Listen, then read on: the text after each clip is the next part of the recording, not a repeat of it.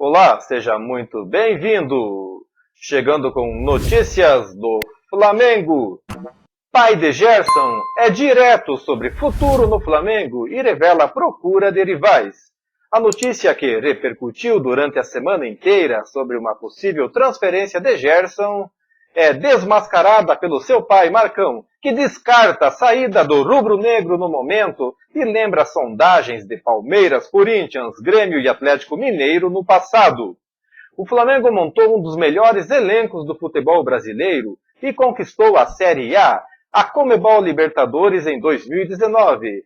Por conta disso, os jogadores rubro-negros passaram a ser alvos de clubes europeus. O meia Gerson foi um dos que receberam sondagens do exterior, segundo revelou o pai do atleta Marcão. Ninguém sabia do Arsenal, mas agora que estou te falando, todo mundo vai saber, disse ao blog do jornalista Jorge Nicola, aquele que fica inventando histórias, né? Então o Marcão ressaltou que Gerson não vai sair do Flamengo neste momento. O pai afirmou que seu filho está onde quer. O Gerson já está no Barcelona, declarou. Antes de acertar com o Flamengo, Gerson chegou a ser sondado por outros clubes brasileiros. Palmeiras, Corinthians, Grêmio e Atlético Mineiro também tentaram. Só que eles queriam o Gerson por empréstimo e a Roma só aceitava vender e pedia 15 milhões de euros, comentou. O Flamengo contratou Gerson junto ao Roma da Itália por 49,7 milhões de reais em definitivo. O meia de 22 anos assinou contrato com o rubro-negro até 2023. Então as notícias fakes aí que andam pela internet e que não se deve dar muito ouvido aí, né, pessoal? Outra notícia que eu não poderia deixar de passar aos amigos é que o ídolo do Flamengo, Adílio, é internado em hospital na Barra da Tijuca com quadro de gastroenterite. Ex-jogador teve mal-estar, se encontra bem e já conversa. Já está falando direitinho, logo logo vai estar de volta, disse o amigo Júlio César Uri Geller. Então, portanto, um dos maiores ídolos da história do Flamengo, e quem não conhece o Adílio, está internado em um hospital na Barra da Tijuca, zona oeste do Rio de Janeiro. Ele desenvolveu um quadro de gastroenterite com desidratação. Os médicos do Flamengo estão auxiliando no monitoramento ao ex-jogador. O caso não é relacionado diretamente à doença que todo mundo já sabe, né, de hoje, né? É outra coisa. Mas o ex-jogador ficou abalado com o isolamento social. Na tarde deste sábado, Adílio já apresentava melhora de acordo com o ex-ponta Júlio César Uri Geller, um de seus melhores amigos. Ele já está medicado, tranquilo, já está falando direitinho. Logo, logo vai estar de volta, disse Júlio César. E o Flamengo emitiu nota em seu Twitter, dizendo o seguinte: desejamos ao nosso Adílio, ídolo, uma pronta recuperação. Em breve você estará em casa, craque. Então Adílio tem 63 anos e é o terceiro jogador que mais atuou pelo Flamengo com 617 partidas, atrás apenas de Júnior e Zico. Ele fez parte da geração vitoriosa dos anos de 1980, com títulos como o Mundial e a Libertadores de 81, bem como os brasileiros de 80, 82 e 83. E há exatamente 103 anos o Flamengo ia a campo com o seu primeiro jogador negro e estreava em jogos internacionais. O Flamengo foi liderado pela estrela Arthur Friedreich, emprestado por uma equipe paulista, e enfrentou o Sportivo Barracas da Argentina em um histórico amistoso. Diante de indefinições quanto ao prosseguimento desta temporada, as lembranças de glórias e marcos afloram nos torcedores e neste dia 10 de maio completa-se 103 anos de uma memória distante, mas marcante na história do Flamengo. Isso porque nesta mesma data, em 1917, o Flamengo ia a campo com o seu primeiro jogador negro, Arthur Friedreich, e estreava em jogos internacionais contra o Sportivo Barracas da Argentina. Emprestado pelo Ipiranga de São Paulo, Arthur Friedreich jogou pelo Flamengo e marcou época em um de seus brilhantes capítulos da carreira. Ele é considerado o primeiro jogador negro no futebol profissional que ainda no início do século XIX era praticado majoritariamente por brancos.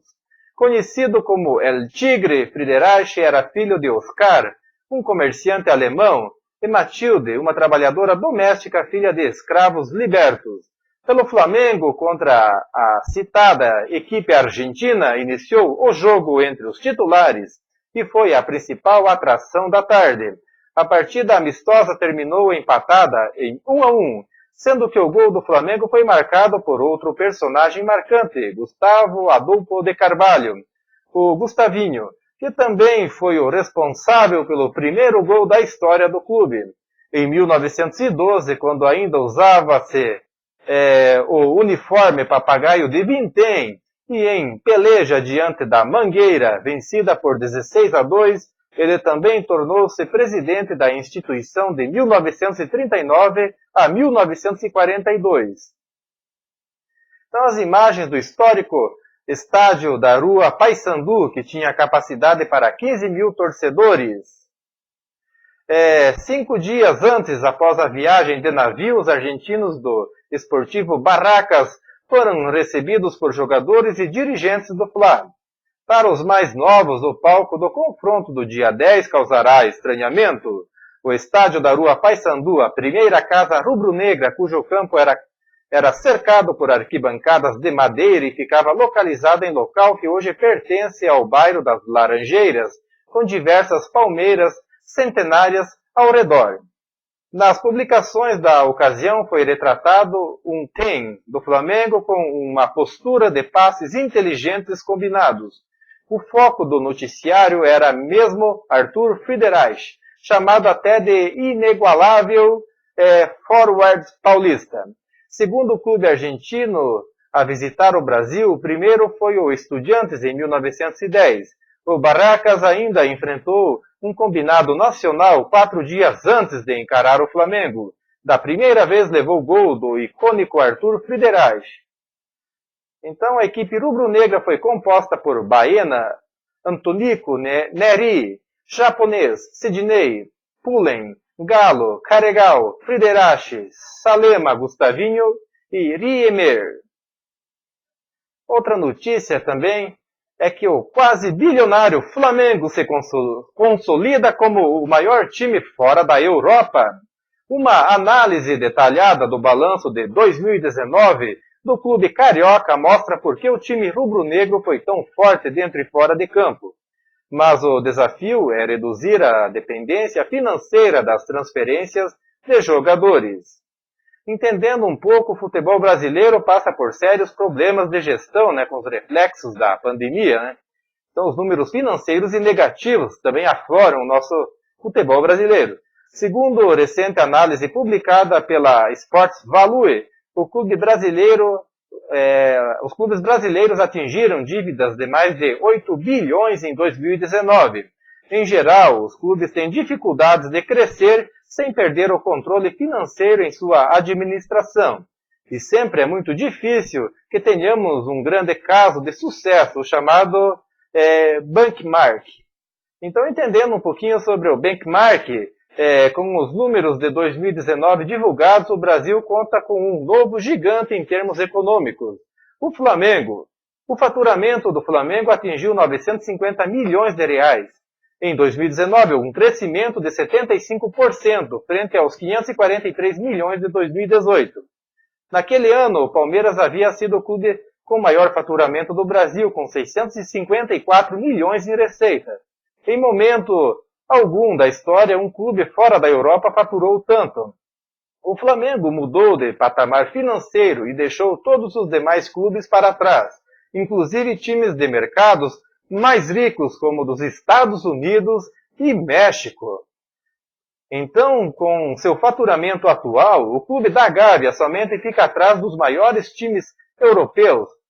Seu excelente ano dentro de campo, forte vendas de atletas e desvalorização do real frente ao dólar impactaram muito nos números do Flamengo. O grande desafio do Flamengo, no entanto, é manter esse ritmo. Uma análise mais detalhada dos números mostra que o Flamengo tem enorme dependência das transferências de jogadores para ampliar seu poderio financeiro. Em 2019, elas representaram 32% do total. O Flamengo, sem as vendas de jogadores, cresce, mas em um ritmo mais lento. Sem as transferências, por exemplo, o clube gerou aproximadamente 144 milhões de euros. Segundo dados da Deloitte, o 20º clube em receita da Europa, o inglês West Ham, faturou 198 milhões de euros sem as transferências, como é analisado cada clube no velho continente.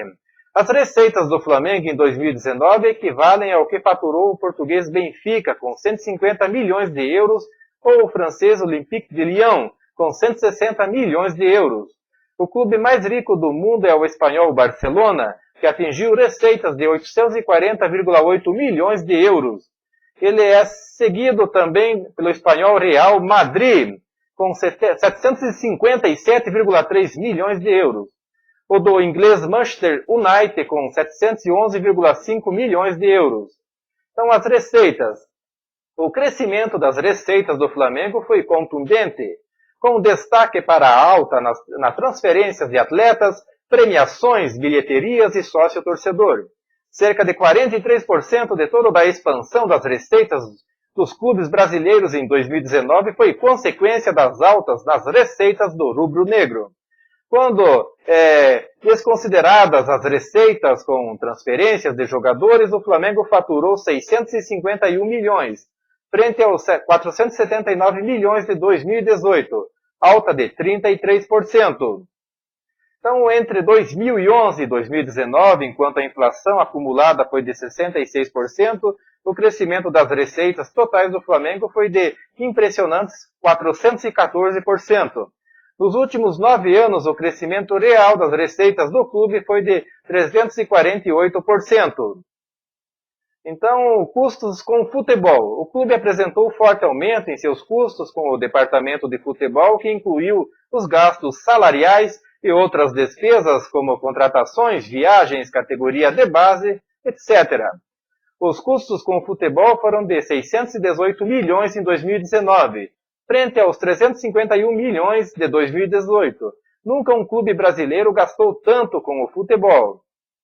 Então, mesmo com a alta nos custos com o futebol, o clube manteve equilíbrio financeiro, já que o futebol representa 65% da receita total. Mesmo o índice de 2018, segundo a análise da Sports Value, esse indicador deve figurar no máximo em 73% das receitas dos clubes. O Corinthians, por exemplo, apresentou um indicador de 102% e o São Paulo 106%, mostrando total desequilíbrio financeiro. Então, os superávites, quanto que sobrou de lucro? A boa gestão do Flamengo apresentou ótimos resultados financeiros. Mesmo com a alta nos custos e investimentos, o clube permanece encerrando as temporadas com bons lucros. Em 2019, o superávit do clube atingiu 62 milhões de reais, frente aos 46 milhões de 2018 e 159 milhões de 2017. Já são 6 anos ininterruptos de superávites que, somados, representam 615 milhões. É o grande responsável pelo fortalecimento financeiro do clube nesse período. Então, graças ao acúmulo de superávites, ao longo dos anos, o patrimônio líquido do clube, que em 2013 era negativo em 443 milhões, agora está positivo em 128 milhões. E quanto às dívidas? Um dos fatores mais importantes para o Flamengo foi a redução acentuada de seu endividamento ao longo dos anos. Esse processo de reestruturação pelo qual o clube passou foi absolutamente fundamental para a sua saúde financeira atual. Em 2019, a dívida subiu 24%, especialmente em função de contratações e de pagamentos de participação de direitos econômicos de jogadores transferidos. Então, uma das análises mais importantes para a Sports Value é entender a relação dívida e receita. Os clubes brasileiros não têm EBITDA lucros antes de juros, impostos, depreciação e amortização, por conta de registrarem as transferências como receitas operacionais. Diferentemente da Europa, assim a Sports Value utiliza este indicador adaptado à realidade brasileira. É um ótimo diagnóstico para analisar a realidade financeira dos clubes, Quanto menos o indicador, mais equilibrado financeiramente está o clube.